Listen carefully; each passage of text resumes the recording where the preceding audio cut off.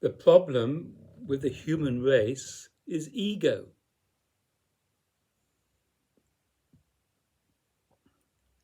Ego is an activity.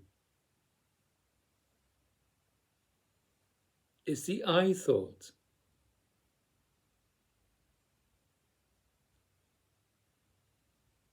And the biggest mistake and myth, if you like, is the thought that I am doing this, that, and the other.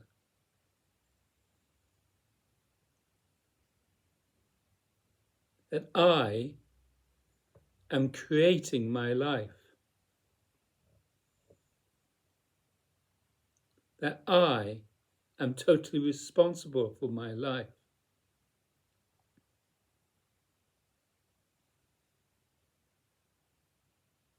Consider this. Are you growing your hair? Are you producing the wax in your ears? Are you activating your heart? Is it you that's pumping the blood around the body? Are you breathing? Are you thinking? Where do thoughts arise from?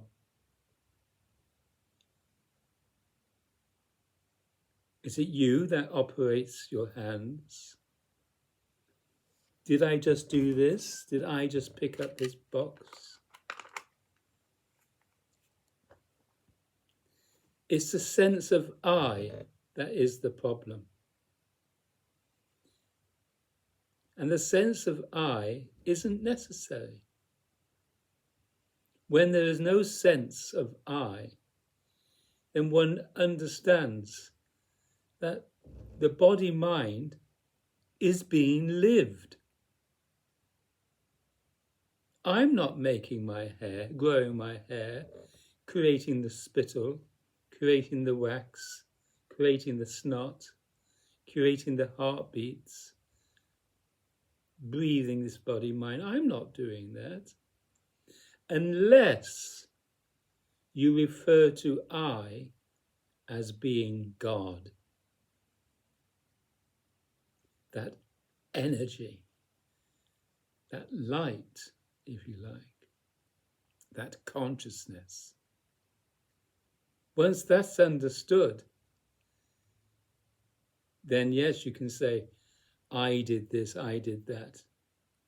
Because the body-mind is being lived. We can't get away from that fact. Just as the plant behind me is being lived. And the body-mind requires, as we understand, a food, nutrients, etc. But there's a mysterious spirit that lives us. The divine light, if you like. The divine spark, if you like. But it's not you or I that's living one's body-mind. If we are referring to I, as we do conventionally, as self-possession. I am possessed by I. I am responsible.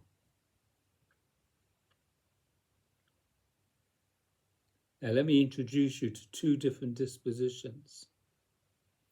The clenched fist disposition and the open hand disposition. When the body-mind is being like the open hand disposition, there is no sense of an individual self and an individual other. There's no sense at all.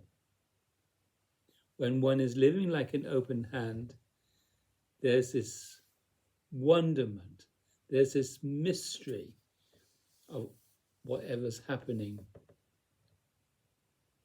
There's a mystery to it all.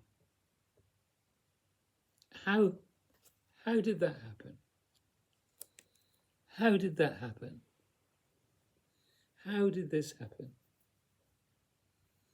Isn't it just wonderful? How does it all happen? When we turn on the light, we say it's due to electricity. But how did electricity happen? How did it happen?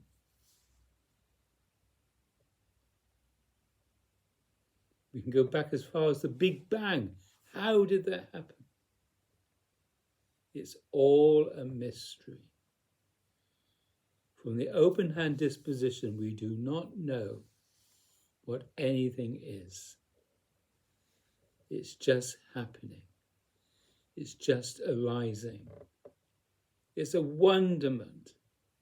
It's a wonderful occasion that continues and continues and continues. To be alive, really alive, as this disposition is utter freedom and utter happiness unconditionally. There is simply joy, a delight, and an intimacy. There's no concerns. There's no problems. There's nothing to work out. It's a reality, capital R, which is very far removed from the majority of the billions of people living and past living. A reality with a capital R that is only realized by a handful of people. That reality, represented by the open hand, was never born and will never die. It's continuous. It is continuous, just like the sun never stops shining. Maybe in some millions of years it will have stopped.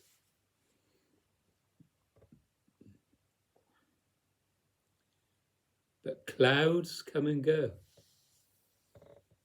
representing the small r reality is the clenched fist.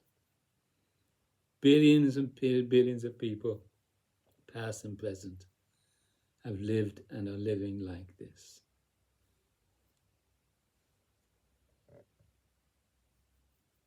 Wanting to be stimulated, wanting to be consoled, wanting this, that and the other, wanting a lot of scaffolding. The open hand disposition doesn't have any scaffolding. It simply is. This small art reality creates a sense of I. When you clench your fist, there's a sense of something there.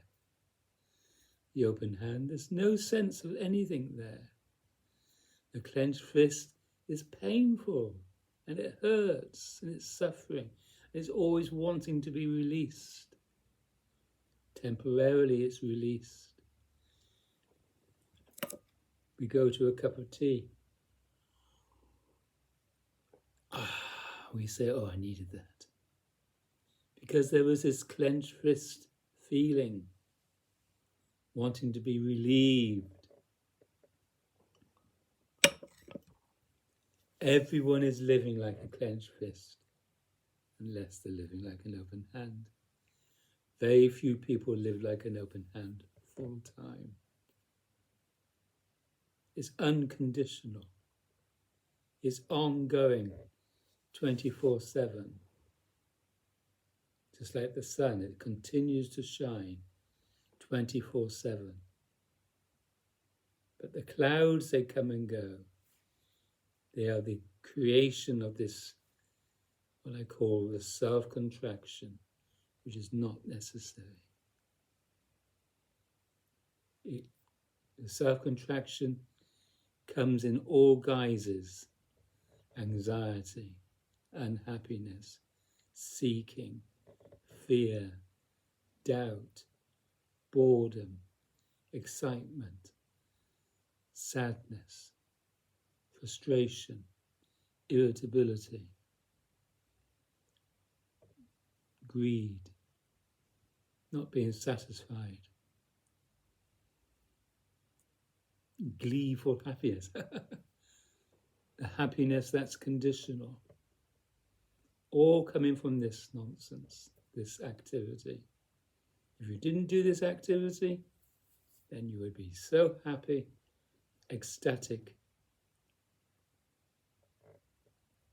and that is what it is to be awake with a capital A.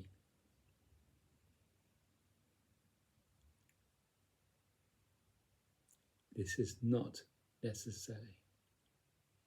This is the ruination of relationships, the ruination of happiness, the ruination of tolerance, the ruination of compassion, the ruination of love, the ruination of energy, life. And as you get older and older and older, instead of becoming more grown up, more mature, more full of life, majority of people, as they get older, become more and more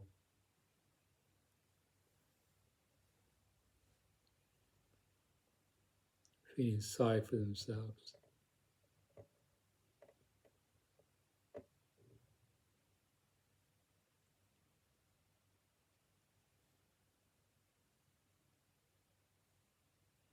How can one live like this? In that reality that was never born and will never die. The open hand reality of happiness and joy.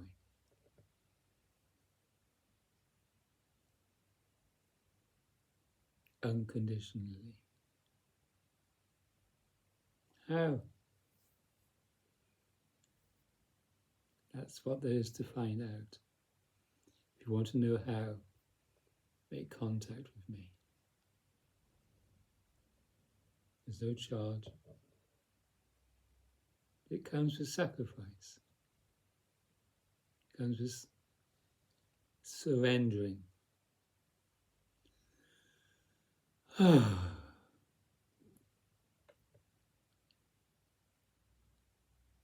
you for listening.